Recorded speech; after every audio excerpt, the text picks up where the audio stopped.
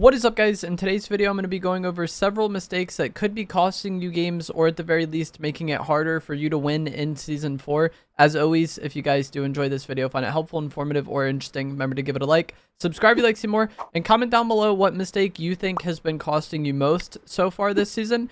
The thing I'm going to start off with is just playing too slow. So Battle Royales have always been a genre of game where, as long as you eliminate the last player, you'll get the win. And a lot of people tend to play pretty passive because of this. But with how this season plays out with the OXR ranks and the bonuses you get from the medallions and the exotic weapons, I think playing passive and playing slow, especially in the early game, is something that is going to cost you a lot this season, because the movement medallions we have are incredibly powerful, and having them will give you a huge advantage in pretty much every fight you get in from that point on. But also the exotic weapons are very good this season. I think the exotic Wrecker Revolver, the exotic OXR rifle, and even the double treble pump are some of the best, mythic exotic weapons that we've had in the game in quite some time. So getting these things gives you a huge advantage. But the bunkers at the very least require you to get A tier OXR rank. And typically the way the game plays out, like the first few players in the lobby to get to A tier kind of have first dibs on the bunkers. So if you're landing somewhere very low key and looting up and just playing very slow and passive, you might end up getting better placement because of that. But the odds of you winning, I feel like, are lower because you're letting those advantages go to the enemy. So I think this is a season with how the OXR ranks play out that, like, even if you do have a bit more of like a passive playstyle, I think you want to be active, at least in the early game, and then maybe slow it down afterwards. And our next point is going to kind of play into that as well. And that is just going to be to not be going for one of the movement medallions early on. They, like I said, they're incredible. If you've played it all this season, you're probably very well aware that these movement medallions give the users a huge advantage in fights. And I've had a lot of comments asking me to make a video about playing against these, and I likely will in a few days. But my biggest piece of advice for these movement medallions is just to go for them yourself, especially early on. My goal when playing this season is to get either the slide medallion or the double jump medallion as early in the game as I possibly can. Letting somebody end up getting both of these makes them a problem to deal with. Even if you're a very good player, somebody using these medallions well is going to be a very tough fight. So the easiest way, or the most likely way to avoid having to fight somebody that has both movement medallions, I think, is just to be going for one of them yourself in the early game or off spawn. You definitely want to not let somebody end up getting both of them. They become a big problem at that point. And when you are landing at any of these medallion, bug POIs, I think a big problem that I noticed a lot of players making, because I land here pretty much every game myself, is going to be that there's a lot of people that land at these POIs and then they're just immediately fighting the bugs. They're trying to kill the queen as fast as possible, and they're paying so much more attention to the queen and to the bugs than they are the enemy players. When you're landing at any of these bug POIs, the enemy players in that area are your #1 priority. There might be certain situations where the boss is about to die, so you just like rush it to try to grab the medallion. But as soon as I land at these POIs, I'm not killing bugs and trying to spawn the queen. I'm trying to eliminate the other players, make the POI more safe, and then go for the boss. And if I am fighting the boss and it's relatively healthy and there's another player in the area, that player is my priority instead of the queen. You kind of want to be able to defeat these bugs and to defeat the queen on autopilot while you pay more attention to your surroundings and for potential third parties, because there's typically other people landing here, or, third parties trying to come clean up and get that medallion, because as we touched on, it's so good. So when you're at these bug POIs, pay more attention and worry more about other players than the actual bugs themselves. When you get close to eliminating the queen, you want to be standing as close as you can to her, because the medallion drops like right under where the base of the queen is. So if you're across the POI when you eliminate her and the loot drops, somebody might be able to swoop in and steal it. You don't want to just be standing out in the open the entire time you're fighting her, obviously. But once I get close to eliminating the queen, I like to try to get as close to her as I can. That way I can grab the medallion as fast as possible and, have it for fights. And that is going to be another thing when you eliminate these bosses. Worry more about the medallion than the slurp or the mythic. Both the slurp and the mythic are good. I would like to have them. But if somebody swoops in and steals a better AR from me, that doesn't hurt my game as much as someone stealing the double jump medallion from me. So my main priority when looting these bosses is the medallion. The other stuff is secondary. You can often just get all of it immediately and it's no big deal. But in a chaotic situation where somebody's immediately third-partying you, if you grab that medallion, as I touched on, it gives you an advantage in fights. So I like to stand as close as I can to the queen when I eliminate her and try to grab the medallion as fast as I can, prioritizing that over the other loot. This next mistake is going to sound incredibly obvious, but based on my experience playing this season and seeing other people talk about their experience this season, not fighting back is a huge mistake a lot of players make for whatever reason. I mean, this is kind of always the case in Fortnite, but it feels very extra this season where there's people that just want to constantly shockwave away the moment a fight breaks out, or constantly drive away in a car the moment a fight breaks out, and they're not doing anything other than running away. And there's definitely merit in trying to reposition and reset a fight. But if all you're ever doing is running and you're never fighting back versus your enemy, that fight is never going to get better for you. If you never defend yourself, when are you ever going to win the fight? You know? So when you are trying to reposition or get away, try to do so with more intention behind it and not just like running away in a car. Like you want to try to get to some piece of cover. That way you can hopefully look back and get shots on the person chasing you. Because a lot of times if an enemy is chasing you, they're making themselves pretty vulnerable and pretty exposed, and you can catch a lot of people off guard because they think you're just full running. So it should go without saying, but not fighting back is one of the biggest mistakes I see enemy players make this season. Another mistake that is different from how I would normally play is using cars too much. Cars have been incredibly good in Zero Build, pretty much from Chapter 5 onward when they kind of reworked how cars works.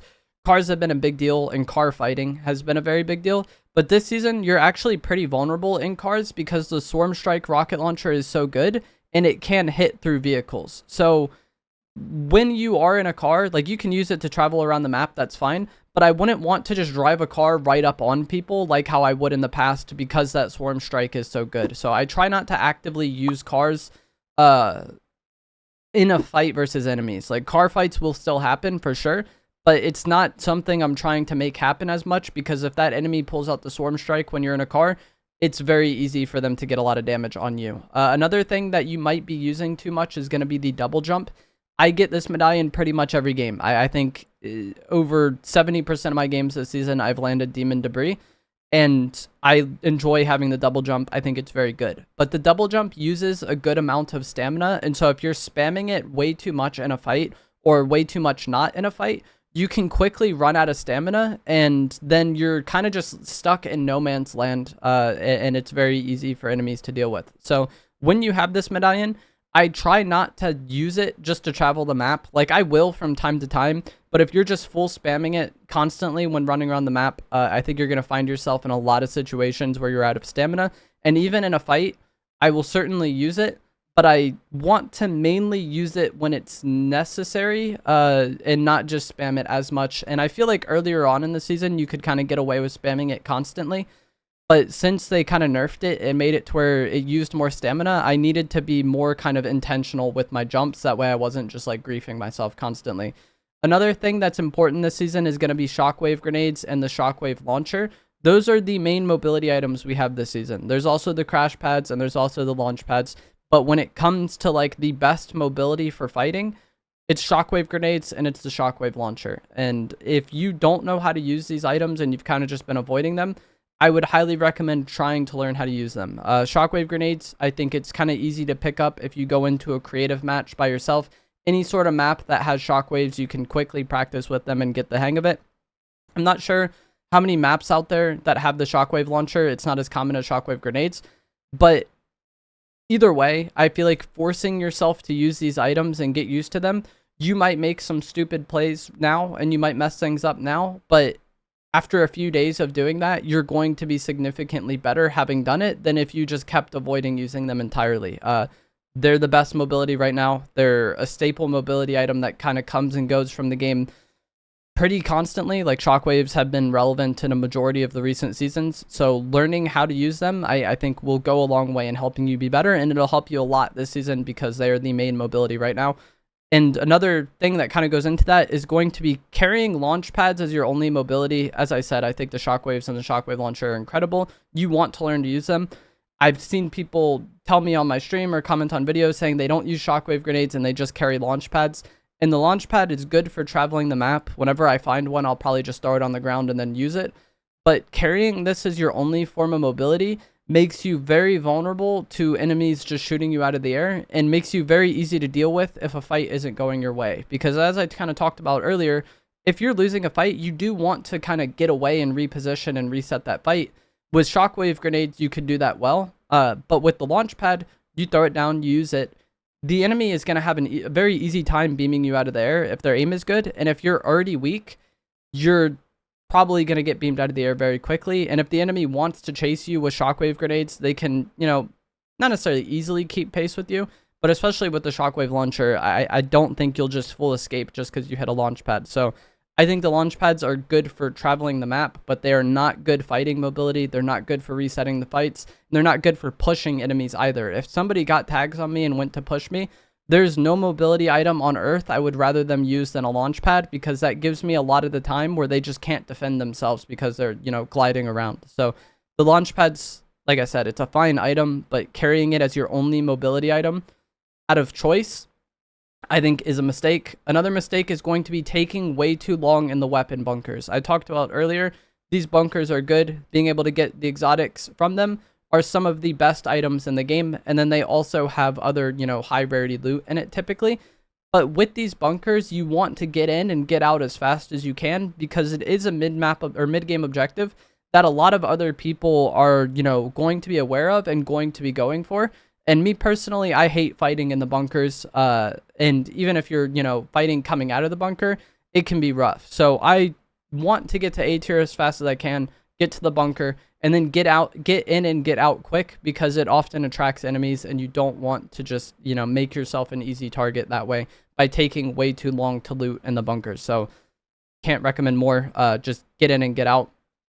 This kind of goes back to what I said earlier with the medallions, but I think a lot of players are kind of scared to fight these medallions because both the movement ones are very good, but being scared to fight these players is a mistake that will cost you a lot this season. And I feel like this kind of plays into the people I was saying that just don't defend themselves. I feel like a lot of them are scared because, you have the medallions and you're chasing them.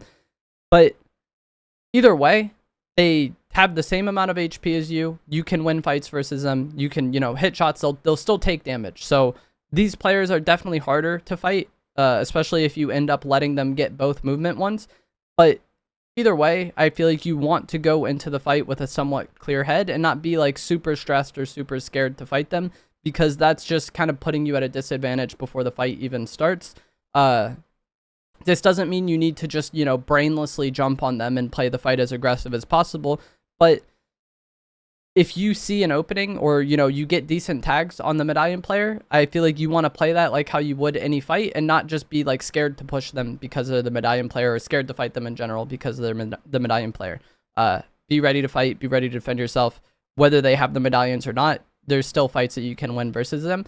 One mistake that will cost you, I think, when playing against these medallion players is trying to use the Swarm Strike rocket launcher versus the player that has the double jump medallion, because like I said earlier, I go Demon Debris every game pretty much, and so I often have this double jump medallion, and it's so easy to avoid the rockets with the double jump because you could just double jump and you're basically out of the blast radius every time.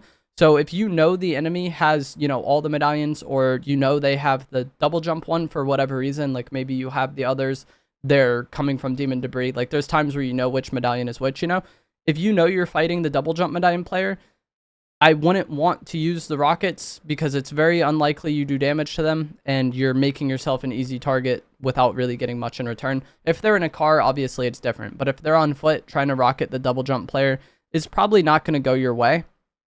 This season, like last, is mainly third-person bloom ARs, and I still see a lot of players just full spraying their AR constantly and being upset that they're not hitting shots. There's situations and there's ranges where you can full auto and you'll still have decent accuracy, but in long range or in situations where your opponent isn't showing very much, like they're using cover, something like that, you want to be able to tap fire and have like perfect first shot accuracy with these ARs. So the biggest skill gap in using these third-person ARs is not only aim, but it's knowing when to tap fire, when to burst, when to full auto, when to let your bloom reset.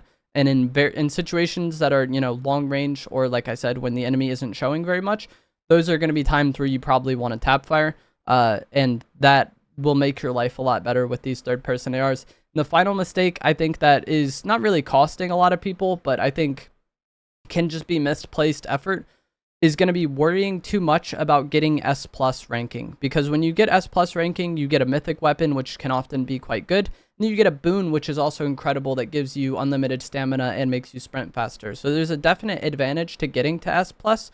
And the main way people kind of go for this is just farming bugs and, you know, going after the bugs to destroy the hives and get points that way. And it can work. I think you can pretty reliably get S+ this season if you're going for it.